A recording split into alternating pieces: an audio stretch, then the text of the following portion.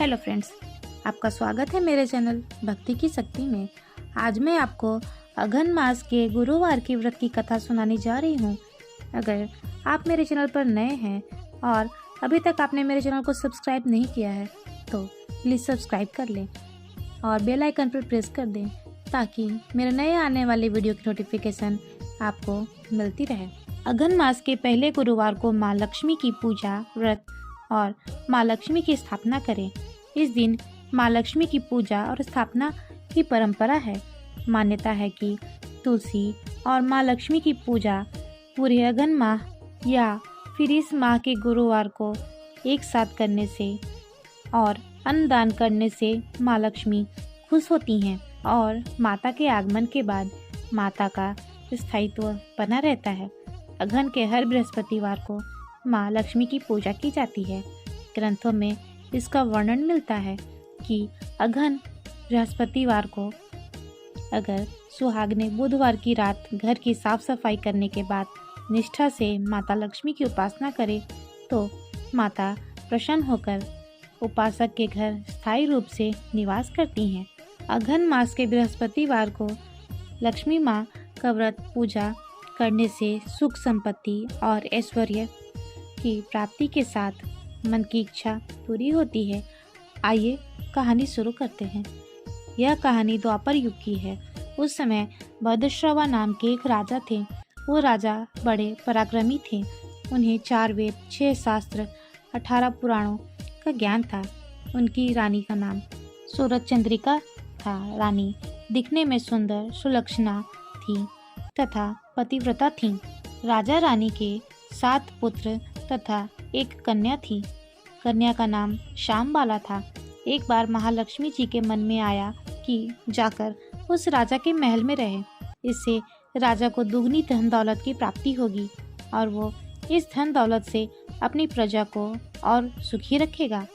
गरीब के घर अगर रही और उसे धन दौलत प्राप्त हो तो वह स्वार्थी की तरह केवल अपने ऊपर ही खर्च करेगा। यह सोचकर माँ लक्ष्मी जी ने एक बूढ़ी ब्राह्मणी स्त्री का रूप धारण करी, हाथ में लाठी ली और लाठी के सहारे द्वार पर पहुंची। माता ने बूढ़ी औरत का रूप धारण किया था पर उनके चेहरे पर देवी का तेज था। उन्हें देखते ही एक दासी सामने आई और उनसे उनका नाम, काम और धर्म पूछा। वृद्ध ब्राह्मणी का रूप धारण की हुई माता लक्ष्मी बोली, मेरा नाम कमला है। मेरे पति का नाम भुवनेश है। मैं द्वारिका में रहती हूँ। तुम्हारी रानी पिछले जन्म में एक वैश्य की पत्नी थी। वह वैश्य गरीब था। गरीबी के कारण हर रोज घर में झगड़े होते थे तथा उसका पति रोज उसे मारता था। इन सब से परेशान होकर वह घर छोड़कर चली गई तथा जंगल में भूखी प्यासी भटक रही थी। उसकी इस दुर्दशा पर मुझे दया आई। तब मैंने उसे सुख संपत्ति देने वाली श्री महालक्ष्मी की कथा सुनाई। मेरे कहने पर उसने श्री महालक्ष्मी का व्रत किया। श्री महालक्ष्मी प्रसन्न हुई। उसकी गरीबी दूर हुई। उसका घर संसार दौलत संपत्ति से भर गया। बाद में पति पत्नी दोनों परलोक सिधार गए। लक्ष्मी व्रत के पुण्य से वे लक्ष्मी लोक में रहे। उन्होंने जितने साल महालक्ष्मी का व्रत किया था उतने ही 1000 वर्षों साल उन्हें सुख मिला। इस जन्म में उनका जन्म राजघराने में हुआ है।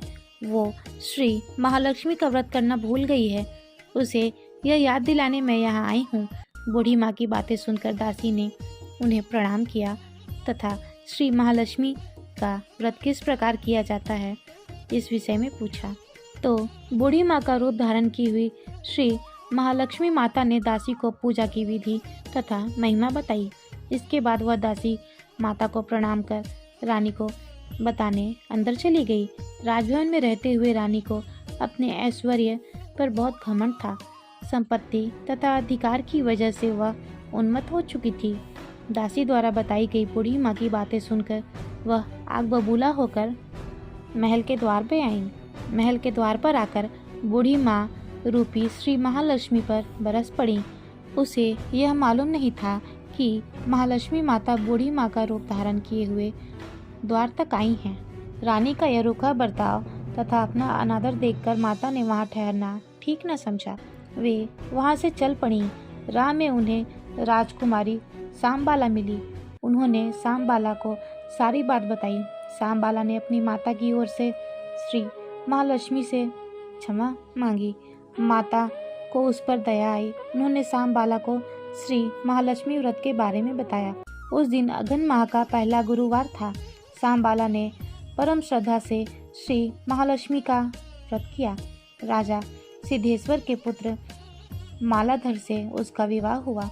वह धन दौलत ऐश्वर्य से मालामाल हो गई। पति के साथ ससुराल में आनंद से दिन बिताने लगी। उधर श्री महालक्ष्मी का महारानी पर प्रकोप हुआ। राजा भद्रश्रवा का राज्य और राजपाट नष्ट हो गया। यहाँ तक कि खाने के लाले पड़ गए। ऐसी हालत में एक दिन रानी ने राजा से निवेदन किया कि हमारा दामाद इतना बड़ा राजा है, धनवान है, ऐश्वर्यशाली है, क्यों ना उनके पास जाएं, अपना हाल उसे बताएं, वह जरूर हमारी मदद करेंगे। इस बात पर राजा भद्रश्रवा दामाद के पास रवाना हुए। राज्य में पहुंचकर एक तालाब के किनारे थोड़ी देर विश्राम के लिए ठहरे। तालाब से पानी लेने आते जाते दासियों ने उन्हें देखा। उन्होंने विनम्रता से उनसे पूछताछ की। जब उन्हें यह मालूम हुआ कि वे रानी सांबाला के पिता हैं, तो दौड़ते हुए जाकर रानी को सभी बात बताई। रानी ने दासी के हाथ राज परिधान भेजकर बड़े ठाठ से उनका स्वागत किया, भोजन कराया।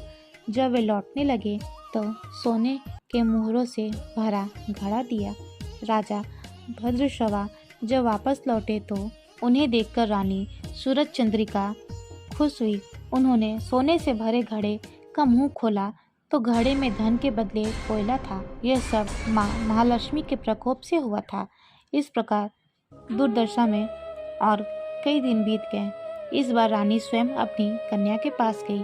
वहाँ वह दिन अघन माह की अंतिम गुरुवार का था। सांबाला ने श्री महालक्ष्मी का व्रत किया था, पूजा की, अपनी माता से भी व्रत करवाया। इसके बाद रानी अपने घर आई। श्री महालक्ष्मी का व्रत रखने पर उसे फिर से अपना राजपाट, धन दौलत ऐश्वर्य प्राप्त हुआ। वह फिर से सुख शांति और आनंद में जीवन बिताने लगी। कुछ दिनों बाद राजकन्या सांबाला अपने पिता के घर आई। उसे अपने घर देखकर रानी को पुरानी बातें याद आई कि सांबाला ने अपने पिता को घड़ा भरकर कोयला दिया था और उसे तो कुछ भी नहीं दिया था। इसी कारण सांबाला को पिता के घर आने पर उसका किसी ने आदर सत्कार नहीं किया, बल्कि अनादर हुआ। पर उसने इस बात का बुरा नहीं माना। अपने पिता के घर से लौटते समय उसने थोड़ा सा नमक ले लिया। अपने घर लौटने पर उसके पति ने पूछा, अपने मायके से क्या लाई हो? इस बात पर उसने जवाब दिया, वहाँ का सार लाई हूँ। पति ने पूछा, इसका क्या मतलब हुआ? सांबाला ने कहा, थोड़ा धीरज रखें, सब पता चल जाएगा। उस दिन सारा भोजन सांबाला ने बिना नमक डाले बनवाया और सबको परोसी। पति ने खाना चखा। सारा खाना बिना नमक का था, इसलिए कोई स्वाद न था। फिर सांबाला ने थाली में नमक डाला, जिससे सारा भोजन स्वादिष्ट हो गया। तब सांबाला ने अपने पति से कहा, यही है जो मैं मायके से लाई हूँ। पति को उसकी बात सही लगी। फिर वे दोनों हंसी मजाक करते हुए भोजन करने लगे। माना जाता है इस तरह श्रद्धा भाव से जो कोई भी श्री महालक्ष्मी की पूजा करता है, उसे माता की कृपा प्राप्त होती है, सुख संपत्ति शांति प्राप्त होती है, सभी मनोकामनाएं पूरी होती हैं। परंतु यह सब प्राप्त होने पर माता की पूजा को भूलना नहीं चाहिए। हर गुरुवार को व्रत पाठ अवश्य करना चाहिए। इस तरह श्री महालक्ष्मी की महिमा भक्तों की मनोकामना पूरी करती है। तो हे लक्ष्मी माता, जैसे आपने राजा की बेटी सांबाला पर अपनी कृपा की, वैसे ही अपने सभी भक्तों पर अपनी कृपा बनाए रखना। जय हो माँ महालक्ष्मी की। फिलहाल इस वीडियो में इतना ही। वीडियो अच्छी लगी हो तो वीडियो को लाइक एंड शेयर करें और चैनल को सब्सक्राइब करना ना भूलें।